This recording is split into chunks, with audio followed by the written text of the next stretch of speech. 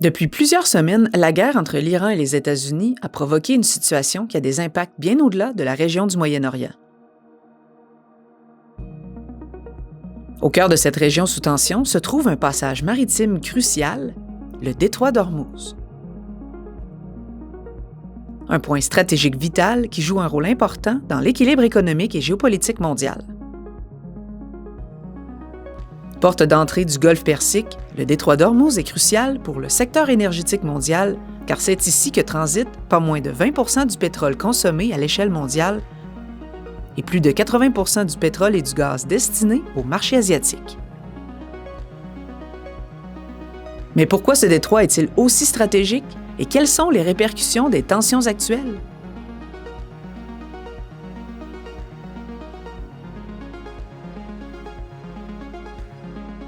Aujourd'hui, nous allons tenter de comprendre pourquoi le détroit d'Ormuz est devenu un endroit stratégique majeur pour le monde entier.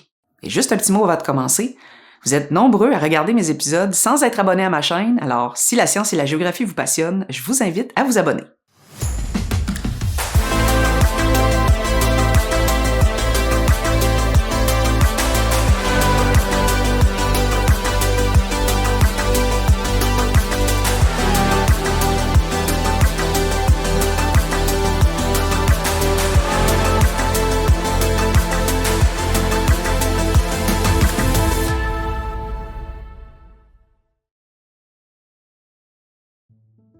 L'importance du détroit d'Ormuz ne date pas d'hier. Cette étroite voie maritime d'à peine 50 km de large est l'un des goulots d'étranglement maritime les plus importants au monde.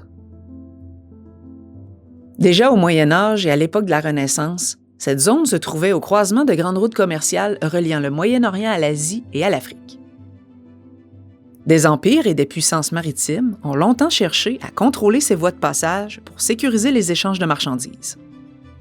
Plus tard, avec l'expansion du commerce international et des routes maritimes modernes, le détroit a conservé ce rôle stratégique, un rôle qui s'est encore amplifié avec l'arrivée du pétrole au 20e siècle. Avec la découverte et l'exploitation massive de pétrole au Moyen-Orient, le détroit d'Ormuz devient progressivement un passage incontournable pour l'approvisionnement énergétique mondial. En raison du volume élevé de pétrole qui transite par cette voie de navigation, l'économie mondiale peut fortement pâtir de toute perturbation sur le détroit, comme c'est le cas depuis fin février 2026, en raison du conflit au Moyen-Orient. Ce type de tension dans le détroit d'Ormuz n'est toutefois pas nouveau. Depuis plusieurs décennies, cette région est régulièrement le théâtre d'incidents et de confrontations, notamment entre l'Iran et les États-Unis. Dans les années 1980, durant la guerre entre l'Iran et l'Irak, le détroit devient un point névralgique de ce qu'on a appelé la guerre des pétroliers. Des navires marchands y sont attaqués dans le but de perturber les exportations de pétrole et d'affaiblir l'adversaire. Plus récemment, au cours des années 2000 et 2010, plusieurs incidents ont opposé les forces iraniennes et américaines. Interception de navires, exercices militaires et même menaces de blocage du détroit en réponse à des sanctions économiques. Même sans affrontement direct, ces épisodes ont suffi à raviver les inquiétudes sur la sécurité de cette route maritime essentielle. Ces précédents rappellent que le détroit d'Ormuz est depuis longtemps un espace sous tension où les rivalités géopolitiques s'expriment régulièrement et où chaque crise s'inscrit dans une histoire beaucoup plus large. Sans être le seul axe d'approvisionnement énergétique au monde, le détroit d'Ormuz demeure néanmoins l'un des plus stratégiques car il concentre à lui seul une part importante des échanges commerciaux. Au-delà de l'énergie, les perturbations dans le détroit d'Ormuz peuvent aussi avoir des effets importants sur l'agriculture mondiale. Plusieurs pays du Moyen-Orient exportent des composés essentiels à la fabrication d'engrais, notamment des produits issus du gaz naturel. Or, le gaz est lui aussi transporté en partie par cette route maritime. Une hausse des prix ou des difficultés d'approvisionnement peut donc se répercuter sur le coût des engrais, ce qui augmente les coûts de production agricole. À terme, cela peut contribuer à faire grimper le prix des aliments et accentuer les pressions sur la sécurité alimentaire dans plusieurs régions du monde. Mais au-delà de ces constats, ce qui rend le détroit d'Ormuz particulièrement vulnérable, c'est aussi sa configuration géographique. À son point le plus étroit, les voies de navigation réellement utilisées par les pétroliers ne font que quelques kilomètres de large dans chaque direction. Cela signifie que le trafic maritime est concentré dans un espace très restreint, ce qui le rend difficile à remplacer ou à contourner en cas de problème.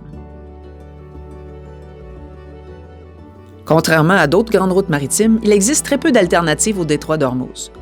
Certains pays, comme l'Arabie saoudite ou les Émirats arabes unis, ont développé des oléoducs pour contourner partiellement la zone, mais ces infrastructures ne peuvent absorber qu'une fraction du volume total transporté par voie maritime.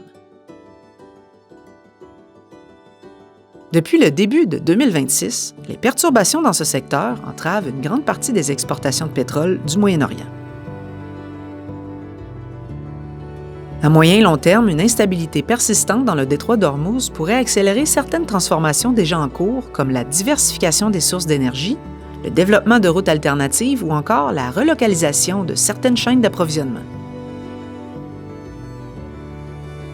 Elle pourrait aussi pousser plusieurs pays à revoir leur stratégie énergétique afin de réduire leur dépendance à cette région du monde. Finalement, le détroit d'Ormuz illustre parfaitement une réalité souvent invisible. Dans un monde globalisé, certains lieux très précis jouent un rôle disproportionné dans l'équilibre mondial. Et lorsque ces lieux deviennent instables, ce sont des systèmes entiers qui peuvent s'effondrer. Bien voilà, c'est tout pour aujourd'hui. Comme d'habitude, si la science et la géographie vous passionnent, je vous invite à vous abonner à ma chaîne. On se dit à très bientôt pour un prochain épisode.